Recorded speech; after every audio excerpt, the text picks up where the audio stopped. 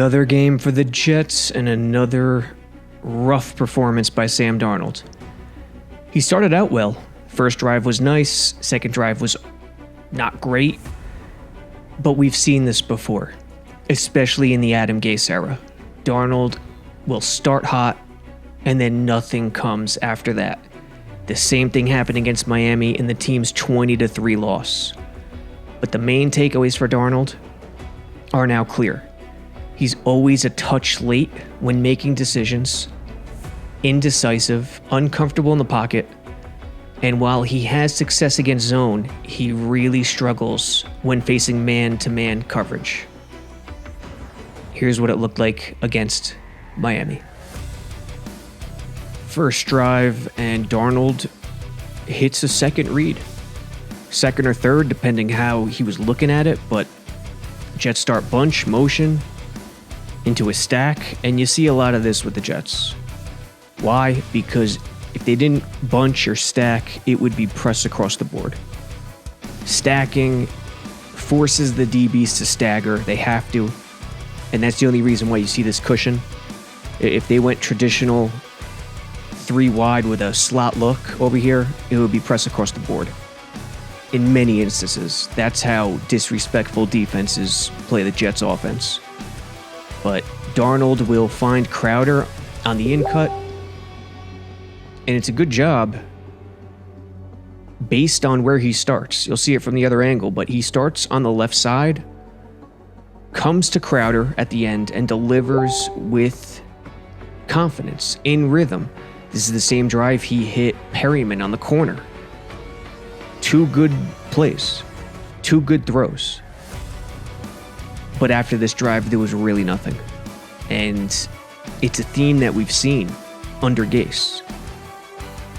The first drive, maybe first 2 drives, are solid from Darnold, and then everything just falls apart afterwards.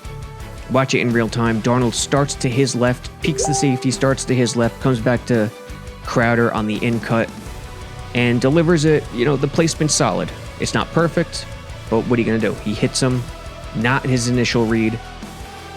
And this is the stuff that you don't see too often. A lot of people want to label him a one-read quarterback. I think there are plenty worse examples in the NFL in terms of one-read quarterbacks than Darnold. But he does tend to lock onto guys pre-snap. Here, peeks the safety, looks to his left, finds Crowder in rhythm with confidence. Darnold was good early in this game. Hit Crowder on that secondary read across the middle. Here, 3rd and 9. He finds Perryman on the corner, which is probably his best throw of the game. Remember earlier in the season, I forget which game it was, where he hit Braxton Berrios on a corner against zone. It was a perfect throw. When he has an idea of where he's going to go with the ball, post-snap, he usually throws dimes. And here he does it as well. Pre-snap, it looks to be a clear cover 0, and it technically is, but it gets interesting as 2 middle guys drop. No safety high, 3 receivers, 3 DBs on the boundary side, 1-on-1. Running back's most likely going to stay in the block. I'm sure there's a man accounted for that. But watch how the coverage turns out. Perfect throw, perfect placement from Darnold. Watch where it ends. Right there. Perryman finishes it. The coverage, I'm sure Darnold's expecting man-on-man rules for these 3 guys, but they're a little confused. See the Dolphins a little late to get over. They don't know exactly what's going on. I'm sure it's intended to be an area match man, but it turns out where this corner doesn't follow, doesn't chase, because he has 2 guys dropping in the middle. Don't know if Flores wanted that or not, but Flores does throw a lot of unique coverages out, which I like. Darnold, there is pressure, 6-man rush. Probably less than that, just became 6 because of the tight end and the running back staying in. And at this point, Darnold reads the leverage of this DB. He's too far to the inside, and as long as Perryman streaks past him with some separation, he's going to have him on the corner. I guess I'd call this a variation of a smash concept, but the out was a little deeper from Crowder.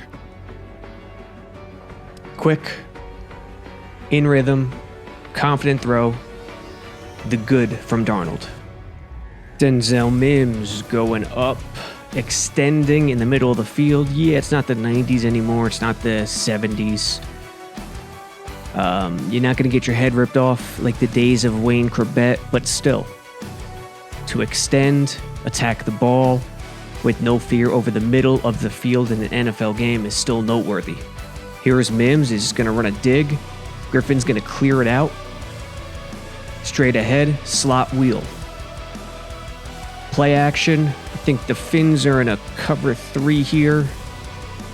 Elfline looks like he overextends to sell the play action. There's Mims going up and getting it. Good job by the corner. Who is that? Xavier Howard? 25, I believe it is. But good job by the corner. First, the play action, which really is more of an annoyance for the Jets than anything positive. Elfline, left guard. He just, he tried to sell the play action a little too much there, I think. Good job by the back to pick up the pressure, but still, this is not an easy throw. Credit to Darnold. Guy in your face right here, not an easy throw. 3 deep, cover 3. So the dig, this is a good call against cover 3. Good design, and it fits. Griffin, he's slowing. Why is he lollygagging down the middle of the field? You are critical to clear out that space as much as possible. Look at him lollygagging. I think that's Griffin. But good job by Darnold. Great job by Mims going up to get it. Great job by Howard, understanding his reads. It's cover 3, it's zone, but he's going to follow that receiver to the inside because there's no other secondary read. Well, there was a slot wheel, so maybe they had a man lock on that side or just strict pattern matching, who knows. There's Elfline whiffing, Gore picking it up, Darnold. Nice job by Mims, by the rookie, showing no fear. Extending, look at that height, attacking the ball against a top flight corner. Great job by Mims. This is an interesting one. Later in the first quarter, running clock, Darnold, let's play the playthrough. He kind of hesitates, throws it wisely out of bounds on the out to Crowder, but the hesitation might have cost him here. Pretty soft, deep third look, and the overload concept really works against this defense, against this zone. The issue here is Darnold's indecision and not reading the leverage.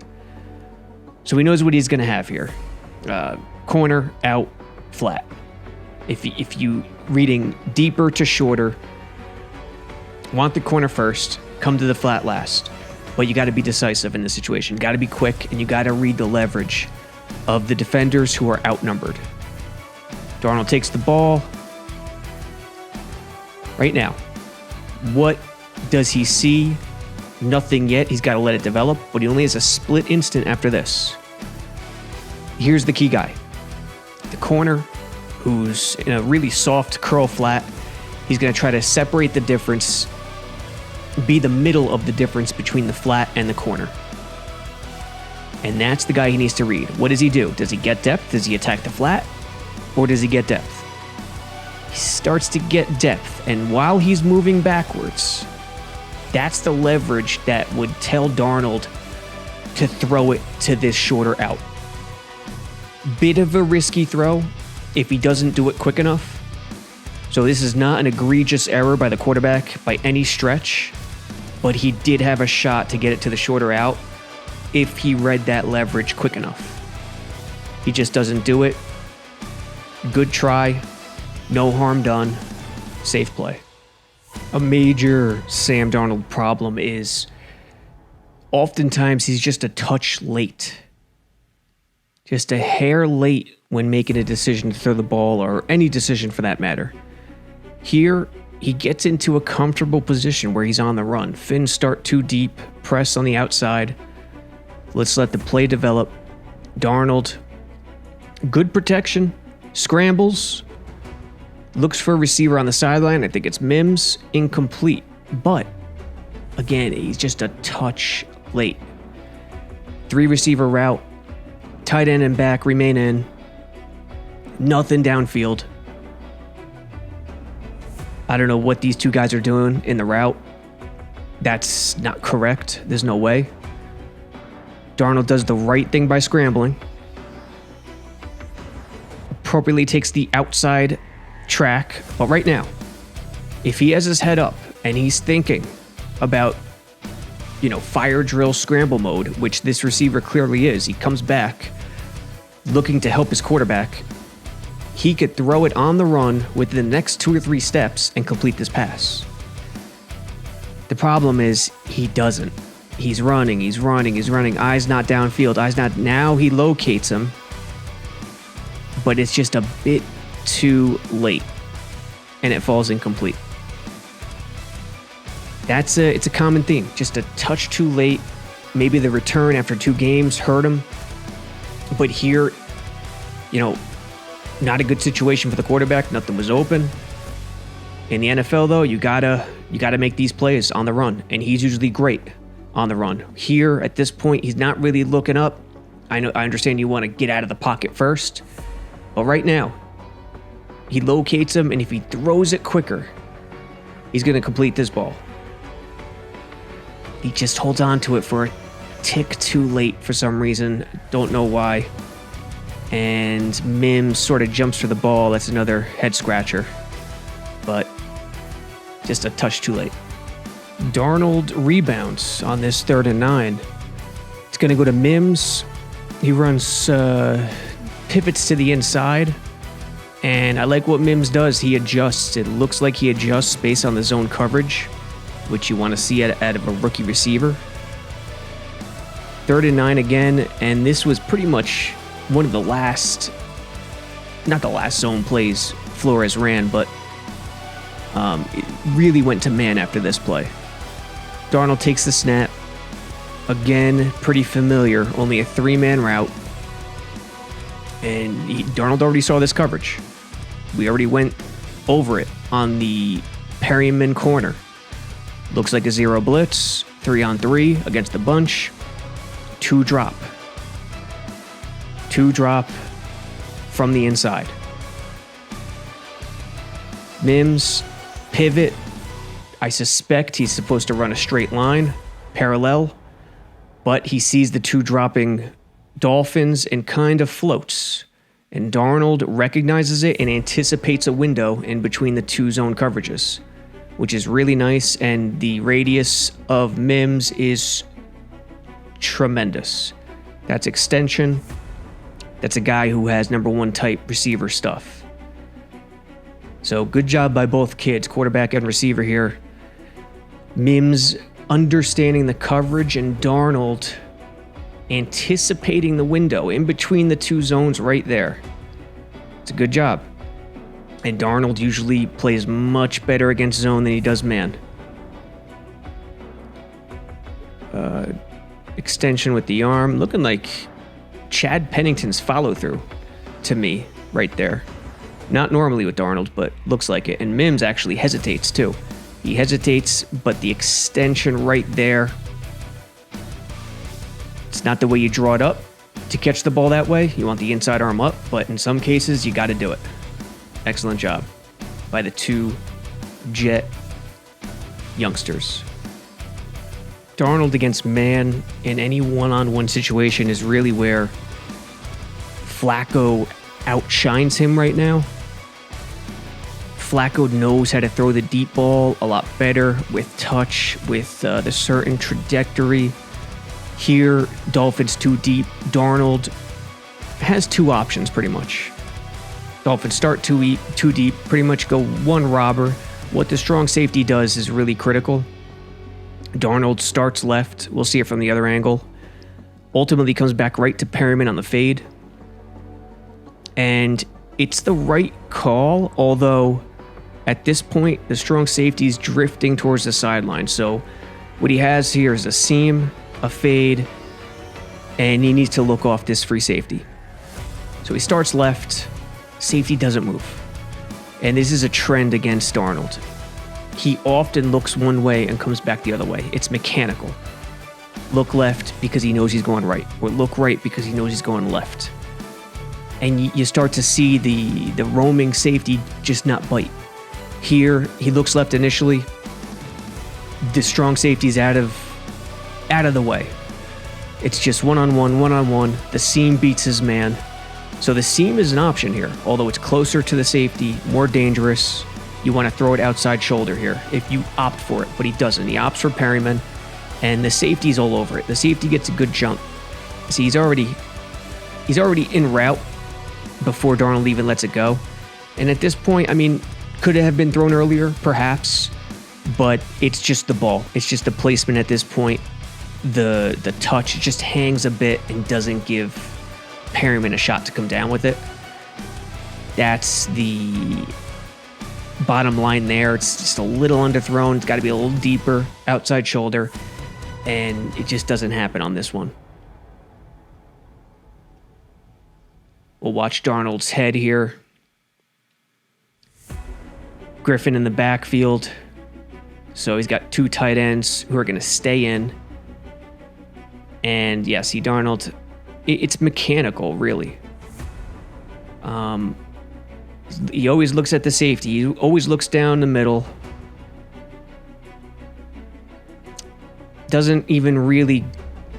Yeah, right there, he slightly goes to the seam. He slightly checks out the seam, but gives up on it very quickly. And in order to go to Mims on the fade, or excuse me, Perryman on the fade, you have to give up on that quickly.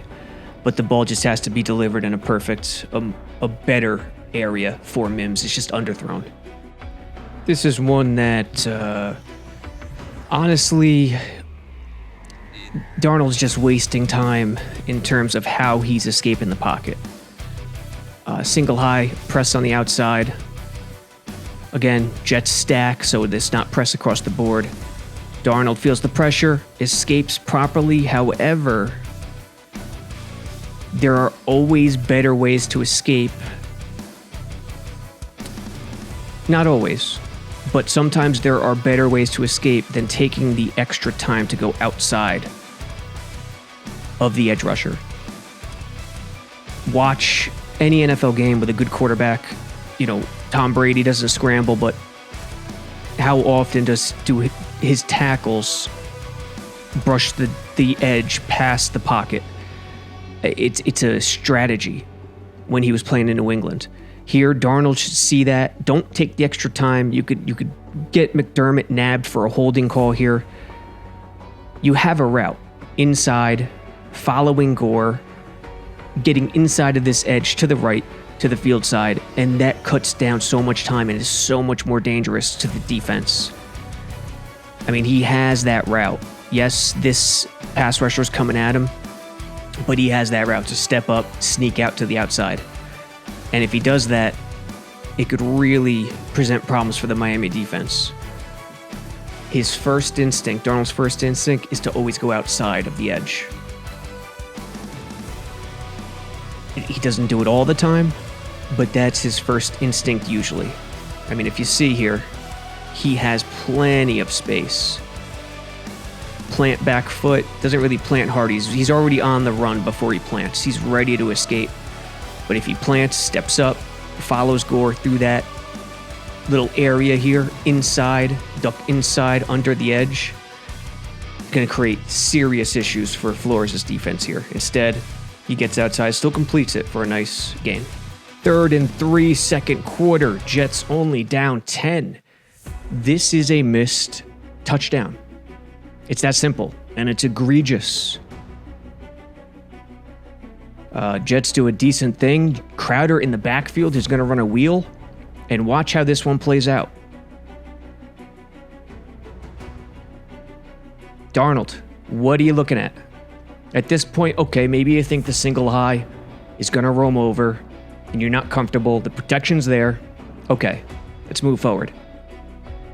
Now, the safety turns his attention to the middle. How do you not make this throw? You have plenty of space. Step up, 2 steps, let it rip. He's moving, he's looking. I know his head was looking towards Crowder as well, as we'll see in the other angle. I called this out in real time on Twitter, and you get comments like, you could see and find open receivers for every quarterback in every game. True, for sure. And every dog pisses when he's a puppy or she's a puppy. Some dogs piss in the house more often than others. So some dogs are just better in that regard. The same goes for quarterbacks. This is routine stuff. You see this routinely on a game-by-game basis with Darnold now, and you just can't figure out what's going on.